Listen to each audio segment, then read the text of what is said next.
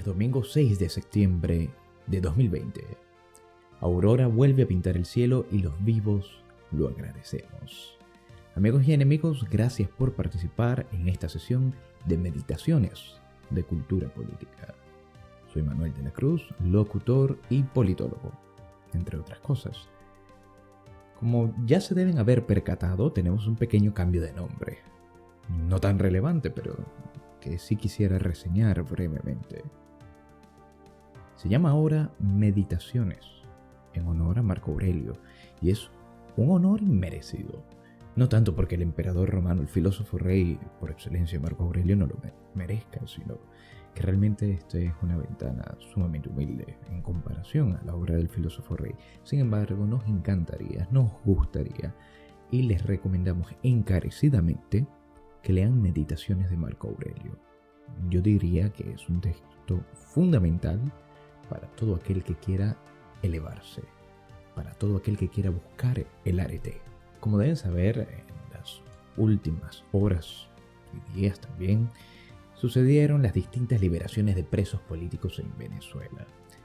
También nos encontramos con ese naufragio que es el pantano mediático donde están los principales voceros políticos de la esfera venezolana. Y también vamos a hablar en esta ocasión sobre el estoicismo en lo político y la necesidad de que la reconquista sea violenta. Asimismo, les recuerdo, como siempre, visitar a culturapolitica.net, la principal publicación de inteligencia y análisis político. Hoy vamos a hablar sobre cómo falsos y virtuosos fueron liberados. ¿Y a qué me refiero con falsos y virtuosos? Vamos a hablar muy claramente.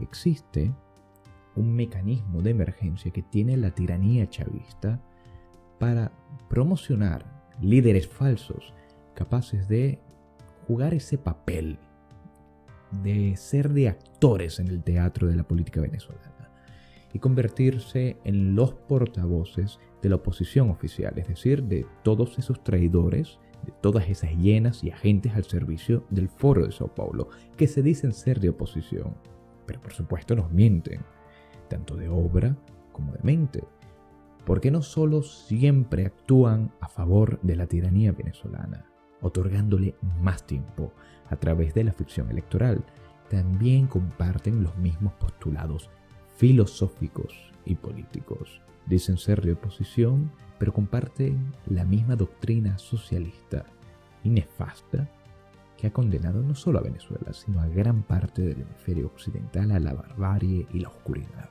Esta casta de falsos tiene un séquito de élite, tiene un último recurso que de vez en vez va a la cárcel para aparentar alguna especie de persecución política en contra de ellos y así tratar de legitimar la falsa dialéctica que les presentan al mundo.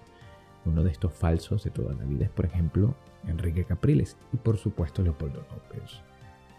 Ellos trataron de mostrar una imagen de mártires tras pasar supuestamente por las celdas venezolanas. Digo supuestamente porque quizás solo estuvieron durmiendo allí un par de días y luego estuvieron en alguna isla privada que pueda manejar la tiranía lejos de Venezuela. Al mismo tiempo, también fueron liberados virtuosos, es decir, aquellos que tanto en sus obras como en sus palabras han enfrentado a la tiranía, se han convertido en fanales para la lucha anticomunista, para la lucha nacionalista. Y entre ellos se encuentran mis queridos amigos Luis Leal, Vasco da Costa, José Luis Santamaría y Régulo García. Y es importante que tomemos en cuenta que no nos podemos perder buscando distintos árboles que siempre repiten lo mismo y que obviamente juegan para la tiranía. Tenemos que concentrarnos en el bosque, en lo que los analistas estadounidenses hablan como de Big Picture. Y esto quiere decir al gran plan. Y ese gran plan no puede ser otro que reconquistar a Venezuela. Reconquistar a Venezuela implica derrotar de una vez por todas la tiranía oprobiosa. La clase política y la casta política son conceptos desarrollados en el universo de la ciencia política. La clase política se la debemos de una u otra forma a Gaetano Mosca. Gaetano Mosca nos explica que la clase gobernante o clase política es aquella que resultó exitosa en la lucha por la preeminencia. Es decir, según la teoría de las élites, cada sociedad humana es proclive a generar conatos de poder, personas que son capaces de seguir esa voluntad de poder hasta hacerse con los espacios más relevantes, con las cumbres más elevadas de la sociedad. Y, por supuesto, la cumbre más elevada desde una perspectiva terrenal es el mando político. Es lo que Aristóteles definía como la más elevada de las artes, ya que define cuál es el bien a las demás. En eso se basa el gobernar, en decir cuál es el mejor método para cada arte y de ese modo lograr convivir, lograr vivir en sociedad buscando un bien. Eso es la comunidad política, la antigua polis, allí la etimología de política, todo lo relacionado a la polis. Pues bien, la clase política es aquella que se hizo con el poder y busca preservar su mando. Ahora, se hizo con el poder a través de la violencia o a través del convencimiento. No necesariamente tiene que ser un sometimiento. La élite es una condición social que no escapa de la naturaleza humana. Siempre existirá una élite. Y uno de los grandes paradigmas dentro del universo de problemas que enfrenta Hispanoamérica y la hispanidad en general, pero hoy hago énfasis en Venezuela, es un problema de élites. Necesitamos generar élites capaces de remover a las élites existentes. Esto es posible y se está dando, se está gestando. También debemos saber sobre la clase política que históricamente esta entra en decadencia cuando desaparece su primacía sobre el área social que en otrora dominaba. Por ejemplo, la clase política en la antigua Roma, en la República, era el estrato de los patricios, es decir, de los descendientes de los fundadores de la República Romana. Y ellos eran los encargados principalmente de los asuntos públicos y de también todos los asuntos militares. Cuando ellos empiezan a ceder la defensa de la República al resto de los estratos, empieza la decadencia de la casta, o mejor dicho, del estrato patricio. Esto está plasmado en las reformas de Mario. Cuando Mario realiza la reforma a la conscripción militar y permite que los no patricios entren a formar parte de la oficialidad a nivel militar de la República, podemos evidenciar que esta élite ya está en decadencia. También Gaetano Mosca, en su libro La clase política, hace referencia a la clase veneciana con el comercio. La élite política en la Serenísima República de Venecia era aquella que se encargaba de monopolizar el comercio. Y una vez ellos perdieron la supremacía, la dominancia en el área comercial, se fueron a pique. De modo que hay otras latitudes, otros episodios en donde la clase muta en casta. Y la clase muta en casta cuando existen lazos políticos, pero también lazos sanguíneos. Es decir, la casta denota un elemento étnico, un elemento dinástico. Y esa es la principal diferencia con una clase. Por ejemplo, en una familia pueden haber personas que pertenecen a distintas clases sociales, pero difícilmente los vamos a encontrar que pertenezcan a distintas castas. Cuando los vínculos del poder y de la relevancia económica se entremezclan con los apellidos y con las dinastías, nos enfrentamos a una casta política. Y en Venezuela hay no una clase política, hay una casta política, porque para nadie es un secreto que existen nexos de sangre y oro, es decir, parentescos y negocios entre el PSUV y la oposición oficial. Juntos integran la nefasta casta política del contubernio. ¿Quiénes integran este contubernio? La izquierda militar, el narcotráfico, la izquierda guerrillera y la capitulación mantuana y financiera. Lo podemos resumir en los amos del valle, los partidos políticos, el narcotráfico y los ñángaras. Recordemos que originalmente el chavismo viene siendo una especie de coalición de todos aquellos que se habían quedado fuera del juego político, que estaba siendo dominado por esas grandes instituciones durante el periodo democrático venezolano conocido como partidos políticos. Los partidos políticos eran realmente instituciones poderosísimas que designaban lo que se hacía en Venezuela, que tenían un dominio total sobre la sociedad venezolana. Por eso muchas personas hablan de partidocracia, ignorando también que la democracia como tal no es buena per se.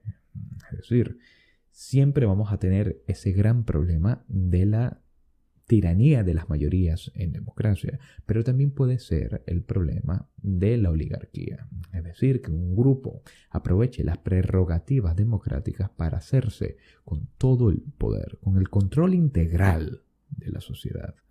Y esto pasaba, evidentemente, durante los 40 años de la democracia en Venezuela.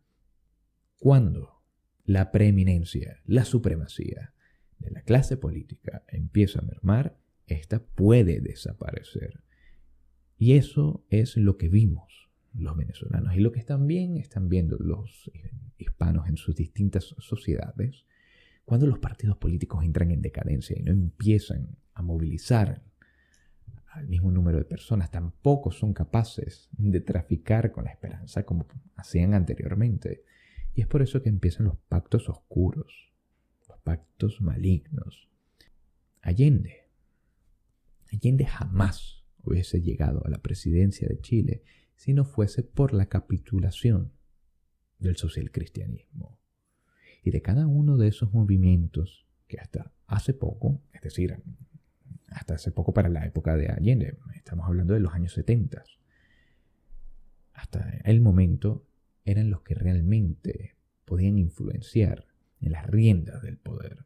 Si no fuese por la capitulación de estas élites políticas, jamás el socialismo radical, representado por Allende, que era simplemente un caballo de Troya, en donde estaba realmente Fidel Castro y todos estos movimientos continentales e izquierdistas, jamás hubiese llegado al poder. Y en el caso venezolano, la capitulación de los partidos políticos se dio también con la capitulación de las familias que conformaban esta suerte de oligarquía criolla.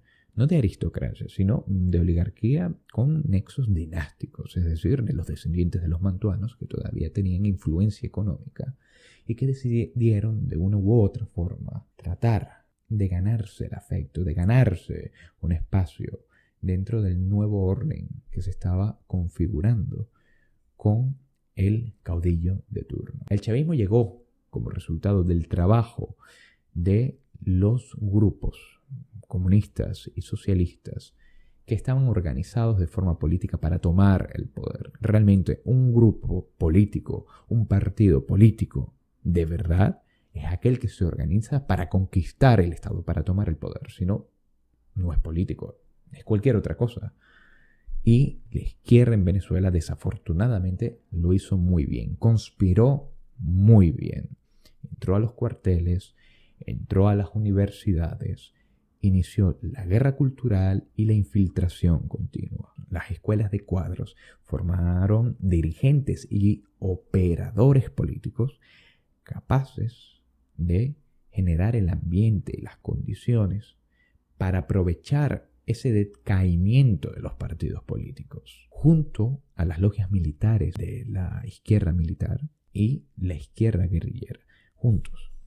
Todos juntos, lograron destruir el orden establecido, subvertir los valores e imponer este nuevo statu quo, que es el que desafortunadamente arrastramos desde hace más de 20 años. Amigos y enemigos, no desperdiciemos el tiempo en árboles podridos, infestados de polillas. No basta con drenar el pantano cuando naufragamos en él. Y hoy estamos naufragando en un gran pantano, porque seguimos escuchando voces perdidas. Sirenas que solo buscan nuestro naufragio. Y estas sirenas son los voceros de los partidos políticos. Todo aquel político escúcheseme bien, todo aquel político que estando en Venezuela puede hablar libremente, supuestamente en contra de la tiranía, y no recibe ningún tipo de daño o de consecuencia negativa a cambio, es porque pactó con el chavismo. Es porque de una u otra forma ese liderazgo se congracia en secreto con el chavismo. Yo no me explico, por ejemplo, cómo todavía hay personas que creen en grupos, movimientos, partidos que jamás han recibido ni un golpe por parte de los esbirros del chavismo, que desconocen el aroma a una bomba lacrimógena y que ni por asomo saben cómo es una cárcel venezolana. Ellos van a seguir operando en nuestra contra, van a querer influenciarnos, van a querer hacerse con poder sobre nuestras conciencias. Nosotros no lo podemos permitir. Debemos decir que no, quitarlos de encima. Ya llegará el tiempo de ellos. Ya tendrán que rendir cuentas. Pero lo primero es la reconquista. Hay que arrasar con fuego cualquier vestigio de corrupción. Ninguno se debe salvar. Pero para ello hay que trabajar, hay que accionar. Mientras que el chavismo siga tiranizando a Venezuela, no podemos decir que la misión se ha finalizado. El contubernio del que les he estado hablando se manifiesta a través de las organizaciones subversivas y supranacionales. Reconocemos, por ejemplo, que existe un globalismo financiero, que es aquella fuerza ideológica y teleológica que busca un mundo unificado con un gobierno mundial. Así como el globalismo financiero tiene influencia sobre la Unión Europea, el Partido Demócrata Estadounidense y los organismos de la ONU, el globalismo de izquierda ataca a través de logias criminales como el Foro de Sao Paulo, el Grupo de Puebla o Internacional Progresista. El entramado criminal es efectivamente político. Es falsa la contradicción entre los elementos policiales y políticos. La política es en sí misma violenta y concibe el derramamiento de sangre como la esfera última de la diferenciación. Si sabemos que el criterio de lo político son los grados de diferenciación que tenemos entre un grupo y otro, es decir, entre ellos y nosotros, la violencia siempre va a estar como una variable política, porque es el último estado, es el último grado de diferenciación que nosotros podemos manifestar. Es la última frontera de contrariedad. Somos capaces de emplear el uso de la violencia para defendernos, para defender nuestra integridad, para defender nuestros principios y valores en contra de ellos, que como tienen una perspectiva existencial, una visión schmittiana también de la política, nos ven como enemigos y son capaces de no solo desear, sino de operar en torno a nuestra muerte, con tal de ser la casta política, es decir, la élite gobernante. Es una lucha que va más allá de la dialéctica discursiva. Es una lucha real. Es una lucha real que conocen los presos políticos, los torturados y los desaparecidos por la tiranía comunista de Venezuela. Es una lucha real y así lo conocen también los esbirros, las hienas y los procónsules que trabajan a favor del Foro de Sao Paulo, de esta tiranía oculta, de estas fuerzas ocultas, de esta logia macabra y criminal que tiene como los dos ejes, los dos centros pensantes a La Habana y a Caracas.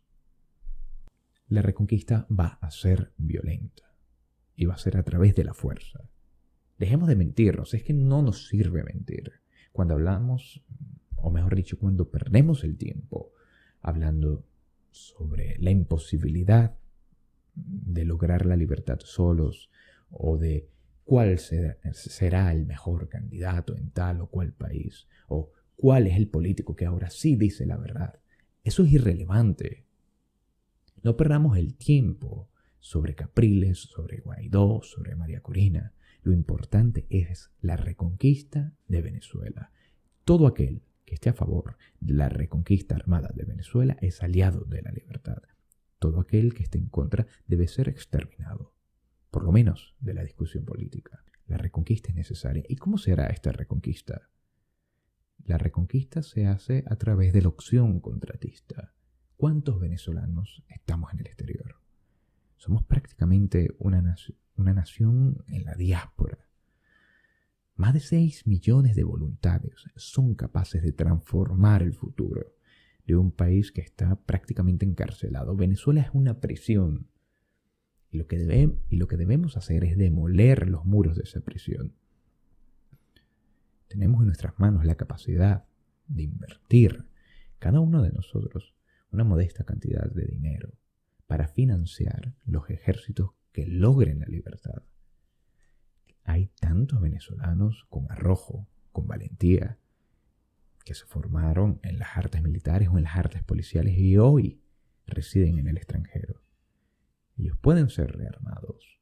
Nosotros podemos ponernos en contacto con las principales empresas contratistas para lograr una cabeza de playa en Venezuela y de ese modo desestabilizar por completo la tiranía. No exagero.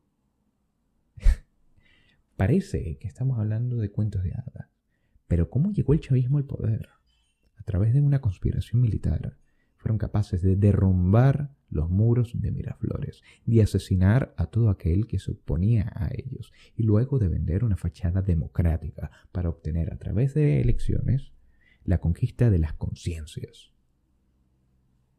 Nosotros debemos actuar igual o incluso de una forma más aventurosa, más arrojada, más valiente, porque tenemos sobre nuestros hombros la responsabilidad histórica no solo de detener la barbarie, sino de evitar que se repita. Debemos sentar un precedente, y ese precedente será reconquistar a Venezuela, juzgar a los tiranos y acabar con todo vestigio de tiranía y sus cómplices. Amigo o enemigo, gracias por obsequiarme el bien más preciado con el que cuentas, tu tiempo. Ha sido un auténtico honor irrumpir en tu rutina. Esperemos que mañana vuelva a salir el sol. Como siempre, recuerden visitar culturapolitica.net, un espacio importantísimo para la lucha cultural. Es, al fin y al cabo, la principal ventana, la principal publicación de inteligencia y análisis político.